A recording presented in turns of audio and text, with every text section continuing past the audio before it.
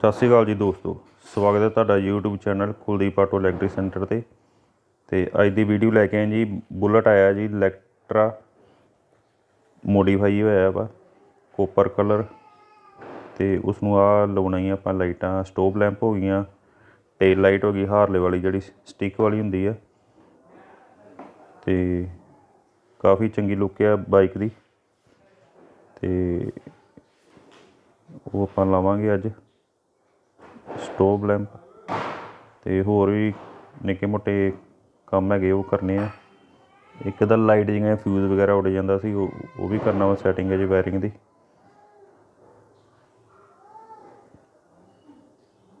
ਅਤੇ ਬਾਕੀ ਵੀਡੀਓ ਚੰਗੀ ਲੱਗੇ ਤਾਂ ਲਾਈਕ ਕਰ ਦਿਆ ਕਰੋ, ਸ਼ੇਅਰ ਕਰ ਦਿਆ ਕਰੋ, ਅਤੇ ਕਮੈਂਟ ਬਾਕਸ ਵਿੱਚ ਦੱਸਿਆ ਕਰੋ ਵੀਡੀਓ ਤੁਹਾਨੂੰ ਕਿਸ ਤਰ੍ਹਾਂ ਦੀ ਲੱਗੀ ਅਤੇ ਕਿਸ ਤਰ੍ਹਾਂ ਦੀ ਤੁਸੀਂ ਵੇਖਣਾ ਚਾਹੁੰਦੇ ਜੇ ਵੀਡੀਓ। ਉਸੇ ਤਰ੍ਹਾਂ ਦੀ ਆਪਾਂ ਤਿਆਰ ਕਰਕੇ ਤੁਹਾਨੂੰ ਦਿਆ ਕਰਾਂਗੇ। ਅਤੇ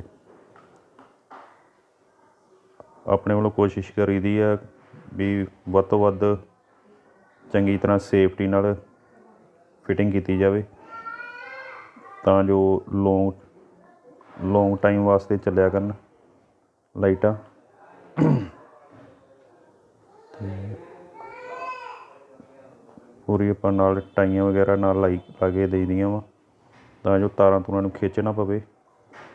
ਅਤੇ ਲਾਈਟਾਂ ਦੇ ਮਗਰ ਵੀ ਆਪਾਂ ਜਿੱਥੇ ਥੋੜ੍ਹਾ ਜਿਹਾ ਹੋਲ ਹੁੰਦਾ ਵਾ, ਜਿੱਥੋਂ ਦੀ ਤਾਰ ਨਿਕਲਦੀ ਆ, ਉੱਥੇ ਵੀ ਆਪਾਂ ਗਲੂ ਸਟਿਕ ਦੀ ਵਰਤੋਂ ਕਰੀਦੀ ਆ।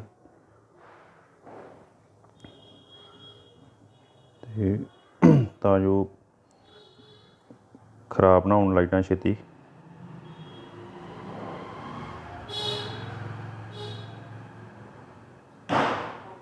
ਅਤੇ ਵੀਡੀਓ ਸ਼ੁਰੂ ਤੋਂ ਲੈ ਕੇ ਐਂਡ ਤੱਕ ਦੇਖਿਆ ਕਰੋ, ਸਕਿਪ ਨਾ ਕਰਨਾ।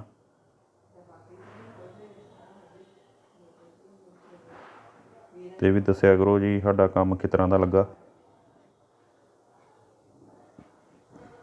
ਧੰਨਵਾਦ ਜੀ।